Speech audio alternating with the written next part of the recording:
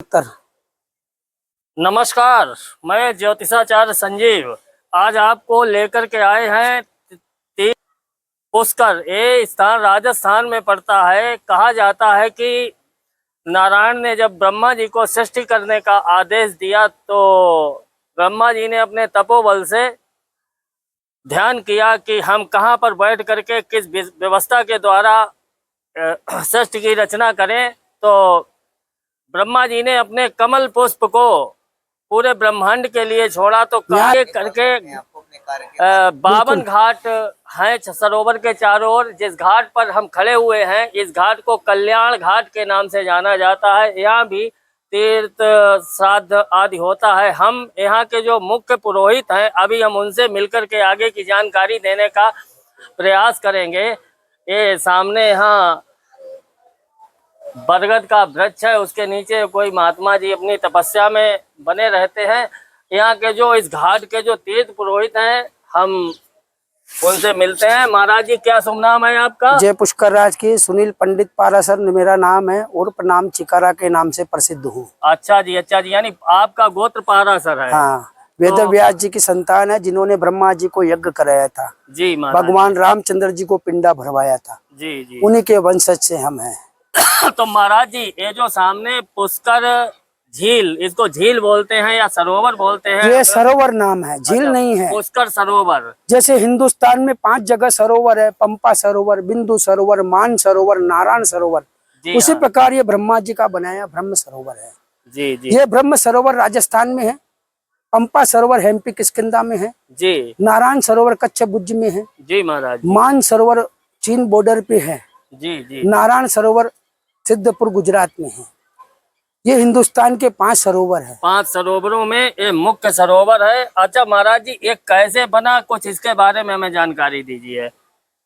ब्रह्मा जी सृष्टि रचयिता है, विष्णु पालनहार है और भोलेनाथ श्रृंगार करने वाले हैं। जी महाराज जी। तो विष्णु की नाभि से कमल और कमल से उत्पत्ति ब्रह्मा। तो ब्रह्मा ने विष्णु को बोला है, संसार के जगत पालनहार, आपका मृत्यु लोक में तीर्थ स्थान गया है, शंकर भगवान का काशी वाराणसी है। इसी प्रकार मुझे भी कोई मृत्यु लोक में आप तीर्थ स्थान प्रदान करे जिन्हें घर गृहस्थी लोग पूज सके। भगवान विष्णु ने नाभि से कमल का फूल तोड़ा और जगत पिता ब्रह्मा जी को दिया। कहा ये कमल का फूल ब्रह्मलोक से गिराओ, जहां मृत्युलोक में पवित्र भूमि होगी वहां ये कमल गिरेगा, आपका तीर्थ भी होगा और आपका धाम भी होगा। जी महाराज। तीर्थ का होता है जल, धाम का होता है मूर्ति। ये राजस्थान में ब्रह्मा का धाम भी है और ब्रह्मा का तीर्थ भी है। जी महाराज जी। विष्णु की आज्ञा से ब्रह्मा जी गए, विष्णुवे बोल के ब्रह्मलोक से कमल गिराया। कमल का फूल ब्रह्मांड का प्रदक्षिणा लगा के यहाँ गिरा। गिरने पे 7 पाताल फोड़ के पानी निकला, जिसका नाम पड़ा पुष्कर। पुष्प नाम हो गया फूल, कर नाम हो गया ब्रह्मा जी का हाथ। जी महाराज जी। दोनों में संधि विच्छेद नाम रखने से पुष्प प्लस्कर नाम रखा पुष्कर। ये जल का नाम पुष्कर, ये गांव नगर तीर्थ का नाम पड़ गया पुष्कर। ब्रह्मा जी का जब तीर्थ बना तो स्वयं ब्रह्मा ने यहाँ 10,000 वर्ष बैठ के तपस्या की थी।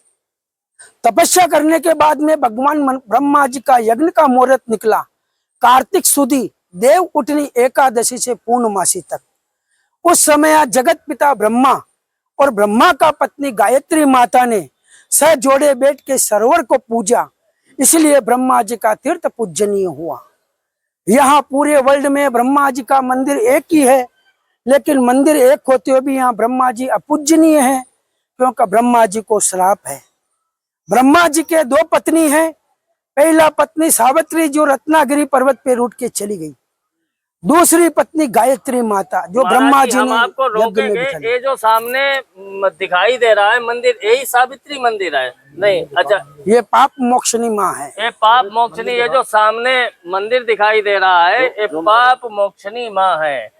जी ठीक है महाराज जी, उसके बारे में हम बाद में। तो 2 मंदिर हैं, एक गायत्री मंदिर, एक सावित्री मंदिर। बिल्कुल बिल्कुल बिल्कुल। अच्छा, यही है कि इस स्थान पर ब्रह्मा जी ने यज्ञ किया था। यज्ञ से सरोवर यहाँ पर बना। यहाँ पूरे विश्व के हिंदू धर्मानुयायी आकर के तीर्थ पूजा करते हैं, श्राद्ध करते हैं ब्रह्मा जी का एकमात्र मंदिर, जैसा कि हमने जानकारी की है कि आदि शंकराचार्य ने 700वीं ईसा शताब्दी में, 20वीं सदी में यहाँ पर बनाया, 2000 वर्ष पहले मंदिर 2000 वर्ष पहले। तो ब्रह्मा जी ने यहाँ पर, आदि शंकराचार्य जी ने ब्रह्मा जी का यहाँ पर मंदिर बनाया, और ब्रह्मा जी की यहाँ पूजा तो होती है, पूजनीय तो पूरे विश्व के हैं, लेकिन पूजा यहीं पर उनकी होती सरोवर की होती है है। जी, इस सरोवर की होती है। इस सरोवर की पूजा होती सावित्री है। का ही श्राप हुआ जी जी कि तुम्हारा विश्व विख्यात जो मंदिर है वो एक ही रहेगा, लेकिन मंदिर अपूज्य नहीं रहेगा।